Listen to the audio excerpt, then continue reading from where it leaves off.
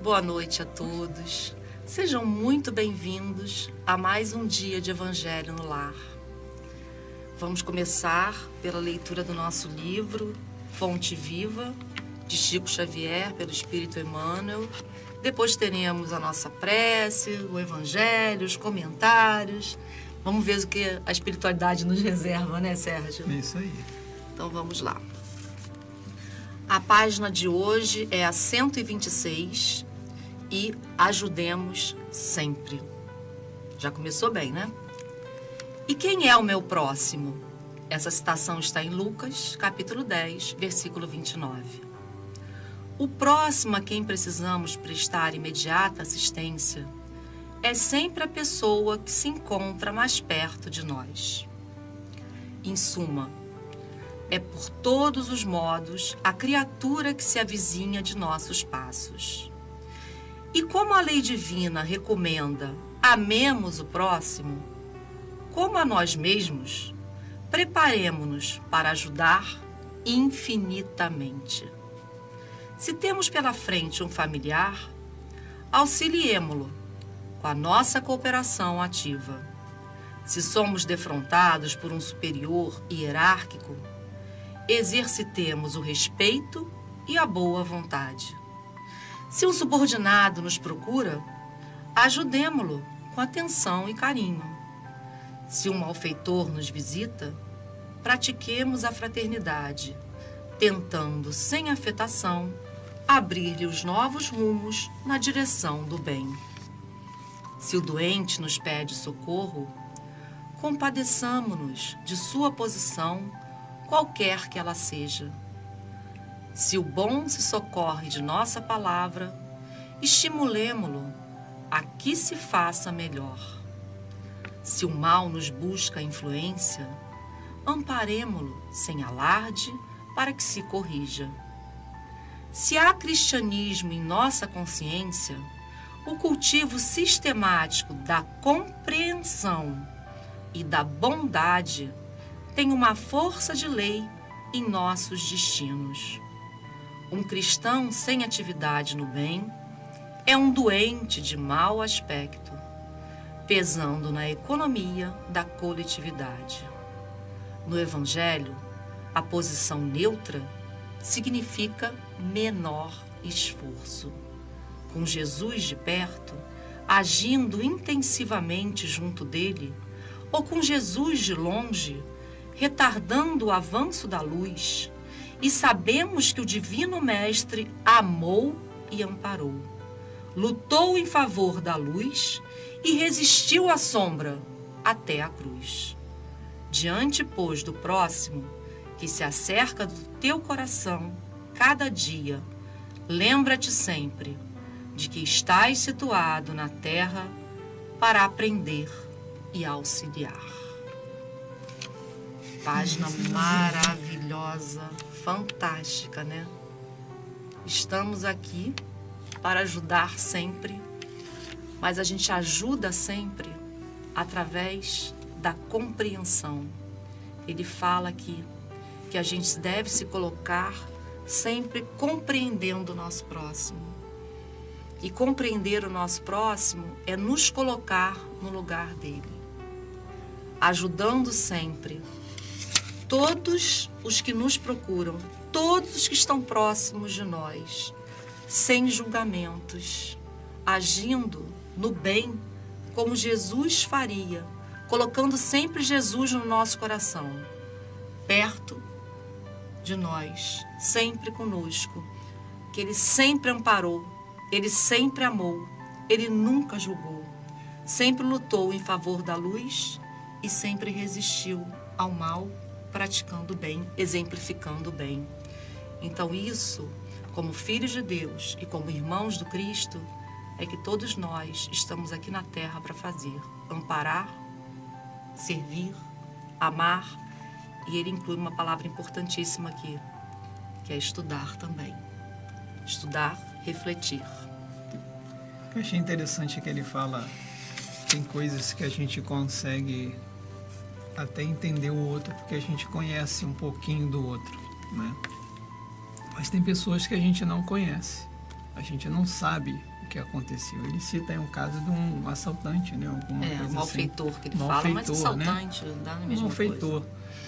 E que a gente precisa tratá-lo sem afetação, né? E o que eu entendo como sem afetação, o que é? Que a gente tem que entender que ele é nosso irmão. Isso tem que estar no nosso coração. Porque se a gente aceita um Deus que é tão amoroso, a gente tem que se tornar esse Deus que é amoroso também, né? Porque só assim eu consigo estar junto com Ele. Eu não consigo estar junto com Ele se eu não tiver esse amor. Eu não consigo ressonar com Ele se eu não emitir esse amor, né? Por isso que a oração mais bonita que todo mundo fala, a gente vem todos lhe falando, é a oração que a gente faz do coração. Sempre. Porque é essa que ressona no Pai. Então, quando a gente olha para alguém que a gente não sabe a situação da vida, para a gente também não importa. Importa olhar que ele é o nosso irmão. Então, ele precisa ter esse mesmo amor, independente do que ele está fazendo. Porque a gente precisa aprender a separar o erro, né, como diz um amigo no livro, do pecador, né? A gente precisa entender, né, que isso é o que ele está fazendo, mas ele continua sendo nosso irmão. E está no mesmo caminho de evolução que nós estamos. Às vezes mais equivocado que nós, mas está no mesmo caminho que nós. Então, quando a gente entender, conseguir colocar isso, Mônica, não estou dizendo que eu já consiga, não. Não, é muito difícil. Isso, mas é o caminho que eu acredito, né, que eu fico, assim, tentando tentando transformar os meus sentimentos para que só chegue a esse amor. Só chegue a amar o outro. Que é o objetivo final de todos nós, né? É tentar colocar de tal forma que a gente consiga olhar o outro como realmente alguém que precisa ser abraçado. Independente do que ele esteja fazendo, do que ele seja, do que ele foi. Porque ele independente do caminho que ele esteja seguindo. Entendeu?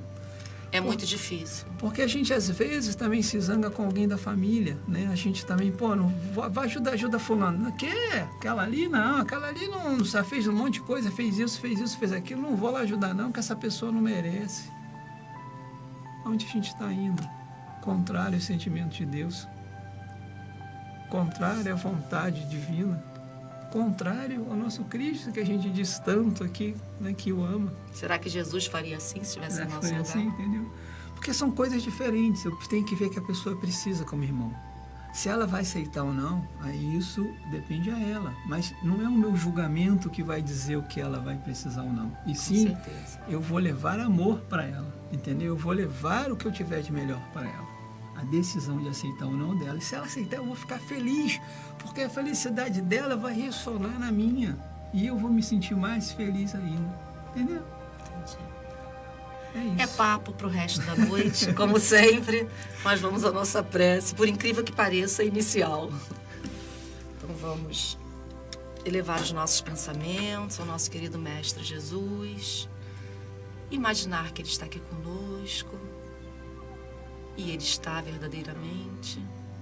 Querido Jesus, Mestre amado, obrigada por estarmos aqui, unidos em coração, em sentimentos, em pensamentos. Nessa leitura do Evangelho, na leitura dessa página do nosso irmão, que nos traz tanta reflexão, que consigamos, nem que a passinhos de formiguinha, alcançar essa melhora, trazendo para dentro de nós e colocando na nossa prática diária esses ensinamentos que já estão chegando até nós. Então, em nome dos nossos amigos espirituais, que são mentores da nossa casa, o MAP, Francisco, Fabiano, e em nome de toda essa equipe espiritual que nos envolve, vamos à leitura do Evangelho na noite de hoje. Graças a Deus. Serginho vai fazer o Evangelho para a gente. Estamos no capítulo 5, Bem-aventurados os aflitos. Item 22. Começa assim como o título. Se fosse um homem de bem, teria morrido. Acabamos de falar. Falando de um homem mau que escapa de um perigo, costumamos dizer: se fosse um homem bom, teria morrido.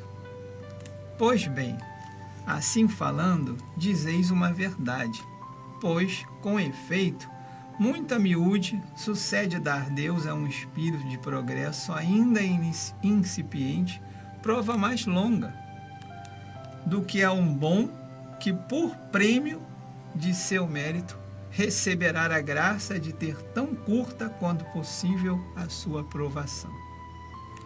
Por conseguinte, quanto vos utilizais daquele axioma, não suspeiteis de que proferis uma blasfêmia. Se morre um homem de bem, cujo vizinho é mau homem, logo observais, antes fosse este. Anunciais uma enormidade, porquanto aquele que parte conclui sua tarefa, e o que fica talvez não haja principiado a sua. Por quê? Então, havereis de querer que ao mal faltasse tempo para terminá-la, e que o outro permanece preso à greva terrestre. Que direis de um prisioneiro que cumpriu a sentença contra ele pronunciada, fosse conservado em cárcere, ao mesmo tempo que restituísse a liberdade um que a esta não tivesse direito? Ficais sabendo que a verdadeira liberdade para o espírito consiste no rompimento dos laços que o prende ao corpo e que, enquanto vos achardes na terra, estareis em cativeiro. Tem muita coisa para se refletir aqui, né? É verdade. Ô, Serginho, você estava lendo e eu estava pensando. Nós temos o conhecimento da vida espiritual, né? Que a gente sabe que a vida continua, com certeza. Mas a gente se esquece muitas vezes que a verdadeira vida é a vida espiritual. É a vida que a gente segue depois do nosso desencarne, né? Então, a gente acha que é um castigo desencarnar e que é um prêmio ficar aqui na Terra. Aqui na Terra. A gente esquece que a Terra é uma escola, é um hospital, é um local que a gente vem para provar se a gente aprendeu, para prova, né? Prova e expiação.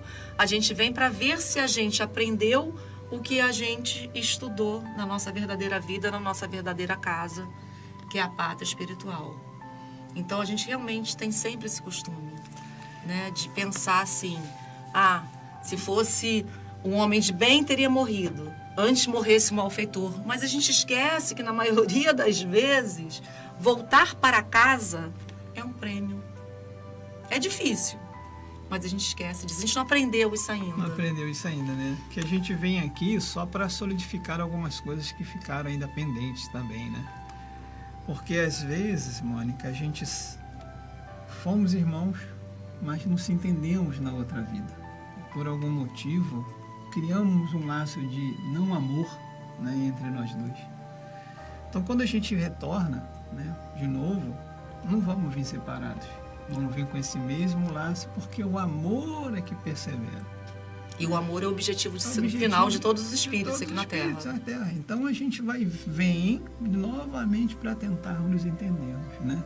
Então, como a gente entende bem a reencarnação e isso, é importante que a gente entenda que realmente essa saída, né, é uma saída necessária, porque há um processo, né, há um entendimento da nossa reencarnação, há um planejamento da nossa reencarnação. Ela não é feita à toa, ela é feita com um objetivo de quê? De que a gente consiga, durante aquele tempo, sanar as nossas dificuldades em relação ao amor. As nossas necessidades, né, de evolução. Porque sem elas a gente não vai continuar no sofrimento, na dor, porque a gente vai estar contrário, né, ao que a gente foi destinado. Não vamos estar ressonando com essa centelha que está dentro do nosso ser, né? Lembrando que Deus é só amor e Ele não nos fez para sofrer. A gente acha que vem para a Terra para sofrer, para expiar os sofrimentos. Não. Deus nos ama profundamente e quer a nossa felicidade. Então nós viemos aqui para ser feliz. Se a gente está com algum tipo de dor, né, é porque nós necessitamos dessa dor para a gente aprender o caminho de ressonar, né, ressoar com esse amor de Deus. Eu acho que nem que a gente precise, é que a gente não conseguimos aprender um caminho diferente. Porque em todo lugar diz que se a gente tem amor, a gente remove uma multidão de pecados, vamos dizer assim, né? A gente faz o bem. Então, se a gente conseguir trazer para cá, né, para esse plano, né, essa vontade de se modificar, de se transformar, muitas das coisas que a gente deveria passar ou realmente sentir sofrimento, a gente não vai sentir. Uma delas é essa questão do desencarne. A gente está falando aqui de um para o outro, mas imagine a pessoa que é parente, que é um esposo, que é uma esposa, ou que é um filho de alguém que desencarnou. É muito difícil, como eu falei. Difícil. É uma prova muito difícil para essa pessoa, né? E ela conseguir entender, né, ter isso no coração, que Deus é só amor, que aquilo estava no planejamento reencarnatório, que foi o melhor para aquela pessoa. E passar sem revolta, né, Sem Sérgio? revolta, sem revolta. E entender que chegou na hora, que aquilo era o melhor para ela, é muito difícil. A gente tem que ter uma fé muito grande. Com certeza. A gente tem que crescer muito nessa fé. Porque quando a gente consegue ter isso, a gente começa a ter alívio. Não é que a gente não vai ter tristeza, né? Mas a gente não vai ter sofrimento. Não tem a gente como, não vai né? ter Festejar, saudade, né? Não vai festejar. Não é que a gente não vai ter saudade, entendeu? Mas o entendimento disso também é um crescimento para a gente, né? Assim, colocando que aquilo foi o melhor, né? Que aquilo foi é o que estava planejado, é o que foi melhor para o meu filho, o que foi melhor para a minha esposa, o que foi melhor, entendeu? Aquilo você tem certeza que foi, mas fica a saudade tem que ficar.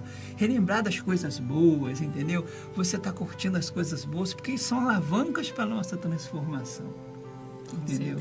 Então, e isso a gente não deve perder. A gente não deve dizer, não posso sentir saudade. Não, saudade pode, entendeu? Lembrar das coisas boas e sair uma lágrima, assim, a gente não pode ter revolta. A gente não pode ter isso, porque a gente sabe que foi o melhor para aquele nosso ente querido. E o que é o melhor? O que é amar? É querer o bem, querer o melhor, entende? Não é eu querer o que eu quero, entendeu? É o que é o melhor para o outro. E a gente entender que isso é o melhor para o outro e saber que a vida continua, que a gente vai se reencontrar e vai estar de novo, para mim é muito consolador, é muito... É uma verdade que a gente não encontra em muitos lugares, senão na doutrina espírita. É verdade, né? Sérgio. Olha, a gente não está falando que isso é fácil, não, tá? Não. A gente sabe que é difícil. E lembrando que sempre a gente fala primeiro para os nossos ouvidos. Então, gente, olha, dá para a gente conversar o resto da noite, mas vamos encerrar por aqui com a nossa prece. Vamos fechar os nossos olhos, elevar os nossos pensamentos e unir os nossos corações em prece e agradecer pela oportunidade que tivemos na noite de hoje de estarmos reunidos, refletindo sobre esses ensinamentos trazidos pela página do Fonte Viva, por essa mensagem de Emmanuel e, acima de tudo, pelos ensinamentos contidos no nosso querido Evangelho. Que sejamos todos amparados, envolvidos pela luz que emana do coração do Cristo. Que tenhamos paz nos nossos lares, no nosso bairro, na nossa cidade, no nosso planeta. Lembrando que o nosso Pai é sempre amor e que precisamos sempre ter fé que não estamos desamparados em momento algum. Paz para todos e uma excelente noite. Graças a Deus. Então vamos beber a nossa aguinha. Eu já peguei a minha.